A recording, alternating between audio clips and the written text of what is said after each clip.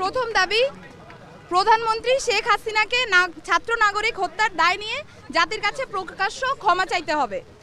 দ্বিতীয় দাবি, আইন শৃঙ্খলা রক্ষাকারী বাহিনী ও দলীয় ক্যাডার এবং সন্ত্রাসী কর্তৃক ছাত্র নাগরিক হত্যার দায় নিয়ে স্বরাষ্ট্রমন্ত্রী আসাদুজ্জামান খান কামাল, সড়ক পরিবহন ও সেতু মন্ত্রী ওবায়দুল কাদের, শিক্ষামন্ত্রী মহিবুল হাসান চৌধুরী নয়ফেল, আইনমন্ত্রী আনিসুল হককে মন্ত্রী পরিষদ থেকে পদত্যাগ করতে হবে।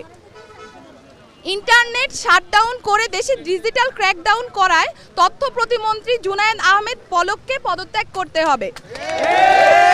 আন্তর্জাতিক মিডিয়ায় শহীদ শিক্ষার্থী এবং আন্দোলনরত শিক্ষার্থীদেরকে ড্রাগ অ্যাডিক্ট বলে কুরুচিপূর্ণ ও মিথ্যা বক্তব্য দিয়ে এবং আন্দোলনকে ভিন্ন খাতে প্রবাহিত করার চেষ্টা করায় তথ্য প্রতিমন্ত্রী মোহাম্মদ এ আরাফাতকে পদত্যাগ করতে হবে। ঢাকা দাবি নাম্বার 3, ঢাকা সহ যত জায়গায় ছাত্র নাগরিক শহীদ হয়েছে সেখানকার ডিআইজি, পুলিশ কমিশনার ও পুলিশ সুপারদের চাকরি থেকে বরখাস্ত করতে হবে। দাবি নাম্বার 4, ঢাকা বিশ্ববিদ্যালয়, জগন্নাথ বিশ্ববিদ্যালয়, জাহাঙ্গীরনগর বিশ্ববিদ্যালয়, রাজশাহী বিশ্ববিদ্যালয় এবং চট্টগ্রাম বিশ্ববিদ্যালয় সহ সারা দেশের প্রত্যেকটি বিশ্ববিদ্যালয়ে যেখানে ক্যাম্পাসে আইন শৃঙ্খলা বাহিনী কর্তৃক শান্তিপূর্ণ আন্দোলনে হামলা হয়েছে প্রত্যেকটি বিশ্ববিদ্যালয়ের ভিসি এবং প্রক্টরকে পদত্যাগ করতে হবে। দাবি নাম্বার 5, যে পুলিশ, বিজিবি, র্যাব ও সেনা সদস্যরা শিক্ষার্থীদের ওপর গুলি করেছে, ছাত্রলীগ, যুবলীগ সহ যে সকল সন্ত্রাসীরা শিক্ষার্থীদের ওপর নৃশংস হামলা পরিচালনা করেছে এবং যে সকল নির্বাহী ম্যাজিস্ট্রেট, পুলিশ ও সেনা কর্মকর্তাদেরকে নিরস্ত্র ছাত্র নাগরিকদের ওপর গুলি করার নির্দেশ দিয়েছে তাদেরকে আটক করে হত্যা মামলা দায়ের করতে হবে ও দ্রুততম সময়ের মধ্যে গ্রেফতার করতে হবে।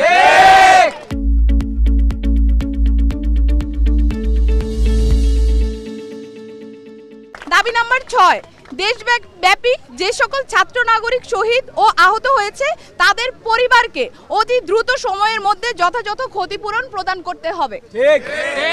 7, দাবি নাম্বার 7, ঢাকা বিশ্ববিদ্যালয়, জগন্নাথ বিশ্ববিদ্যালয়, জাহাঙ্গীরনগর বিশ্ববিদ্যালয়, রাজশাহী বিশ্ববিদ্যালয় এবং চট্টগ্রাম বিশ্ববিদ্যালয় সহ সারা দেশের প্রত্যেকটি বিশ্ববিদ্যালয় এবং শিক্ষা প্রতিষ্ঠানে ছাত্রলীগ নামক সন্ত্রাসী সংগঠন সহ সকল লেজুর ভিত্তিক ছাত্র রাজনীতি নিষিদ্ধ করে দ্রুততম সময়ের মধ্যে নিয়মতান্ত্রিকভাবে ছাত্র সংসদ কার্যকর করতে হবে। দাবি নাম্বার 8, অবিলম্বে সকল শিক্ষা প্রতিষ্ঠান ও হলগুলো খুলে দিতে হবে। কারফিউ তুলে নিয়ে সারা দেশের সমস্ত ক্যাম্পাসে মোতায়েনকৃত পুলিশ, র্যাব, বিজিবি, সোয়াট এবং আর্মি তুলে নিতে হবে।